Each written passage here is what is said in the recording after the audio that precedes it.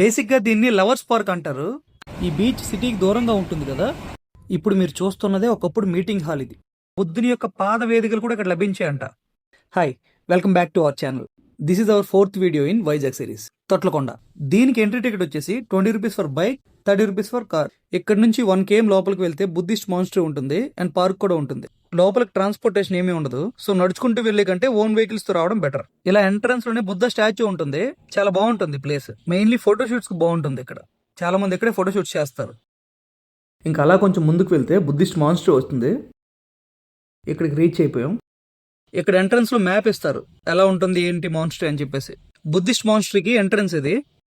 దీనిని 1976 లో Indian navy rediscover చేసింది ఒక ఏరియల్ సర్వేలో. ఏషియా మొత్తంలో ఇది కూడా one of the major Hinayana centre. ఇక్కడ ఇంకో షాకింగ్ విషయం ఏంటంటే ఇది ఇక్కడ ఓవర్ 2000 ఇయర్స్ కంటే ముందు నుంచే ఉందంట. ఓవరాల్ గా వీళ్ళు మోర్ దెన్ 500 ఇయర్స్ ఉన్నారు ఇక్కడ. వీళ్ళ జీవన విధానం ఒకసారి చూసుకుంటే వీళ్ళు వాటర్ని స్టోర్ చేసుకోవడానికి చాలా యూనిక్ వేని ఉపయోగించారు. ఏకశిల అంటే సింగిల్ రాక్ ని కట్ చేసి దాంట్లో వాటర్ ని స్టోర్ చేసుకునేవారు. ఈ కటింగ్ ప్రాసెస్ సుమారు 6 months వరకు జరిగేదంట. ఈ నీటిని డ్రింకింగ్ వాటర్ గా యూజ్ చేసేవారు. ఇటువంటివి ఇక్కడ టోటల్ 7 ఉన్నాయి. కానీ సాడ్ న్యూస్ ఏంటంటే వీటి మెయింటెనెన్స్ అస్సలు బాగాలేదు. కొంచెం బాగా మెయింటైన్ చేస్తే బాగుంటుంది. నెక్స్ట్ ఇక్కడ వీళ్ళ ప్రార్థనా మందిరం కూడా ఉండేది. అదే చైత్య గృహము.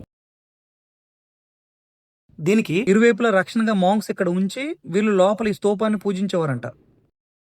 అప్పట్లో ఇది అడవి ప్రాంతం కదా, సో జంతువులు, పాములు ఏవి కూడా వాళ్ళ ప్రార్థనకి ఆటంకం కలిగించకూడదని ఇలా చేసేవారు వీళ్ళు.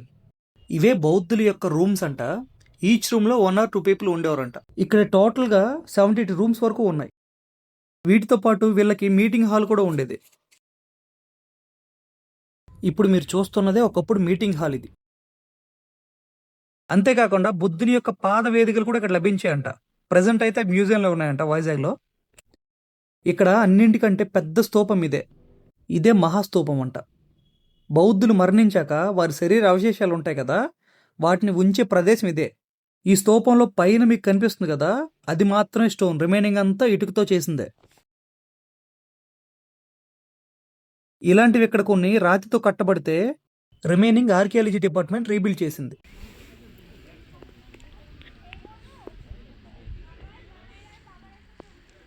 నెక్స్ట్ ఇక్కడ నుంచి తొట్లకొండ పార్క్ కి స్టార్ట్ అయ్యాం. ఇలా 1/2 kilometer వెళ్తే పార్క్ వస్తుంది. అదే తొట్లకొండ పార్క్. ఈ పార్క్ ఎంట్రన్స్ ఇది. దీని పేరు బీచ్ వ్యూ పార్క్. ఇక్కడ నుంచి చూస్తే బీచ్ చాలా బాగుంటుంది. బేసిక్ గా దీన్ని లవర్స్ పార్క్ అంటారు. కానీ ఈరోజు ఫ్యామిలీస్ కూడా చాలా ఎక్కువగా వచ్చున్నాయి. మీరు కూడా ఇక్కడికి ఫ్యామిలీస్ తో రావాలనుకుంటే వీకెండ్స్ లో ట్రై చేయండి.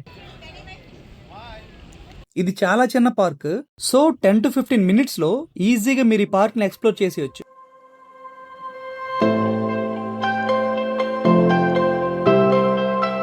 లాస్ట్ వీడియోలో మీకు తెన్నేటి బీచ్ వ్యూ చూపించాను కదా, ఇది తొట్లకొండ సీ వ్యూ. ఏది బాగుందో చెప్పండి.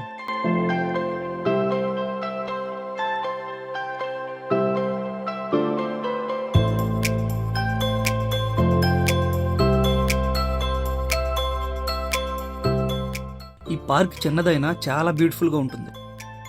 అగైన్ ప్రీవియస్ పార్క్స్ లాగే ఈ పార్క్ కూడా 10/10 అవ్వచ్చు. అండ్ అగైన్ దీనిని కూడా VMRDA మెయింటైన్ చేస్తుంది. ఇంకా పార్క్ నుంచి ఎగ్జిట్ అయ్యాం. ఇంకా వీటిని ఎక్స్ప్లోర్ చేశాక తొట్లకొండ బీచ్ స్టార్ట్ అయ్యాం.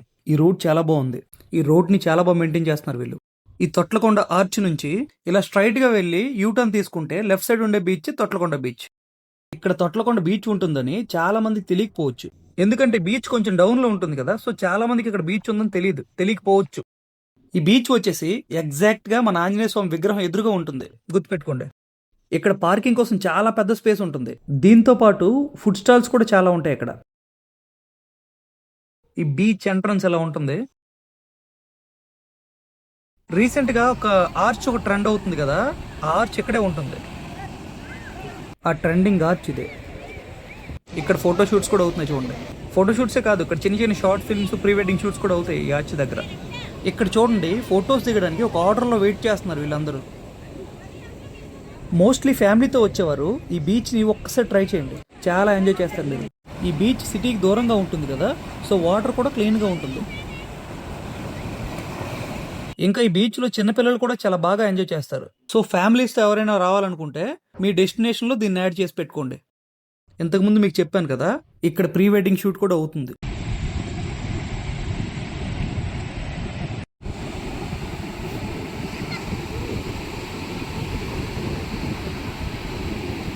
వైజాగ్ లో తొట్లకొండ బీచ్ అనేది మోస్ట్ అండర్ రేటెడ్ బీచ్. అంత బాగుంది బీచ్. ఈ బీచ్ కోసం వీకెండ్స్ లో ప్లాన్ చేయండి, చాలా ఎంజాయ్ చేస్తారు. అలా కాసేపు బీచ్ని ఎక్స్ప్లోర్ చేసి ఇక్కడ నుంచి స్టార్ట్ అయ్యాం. కొన్ని క్లిప్స్ యాడ్ చేస్తాను, చూడండి.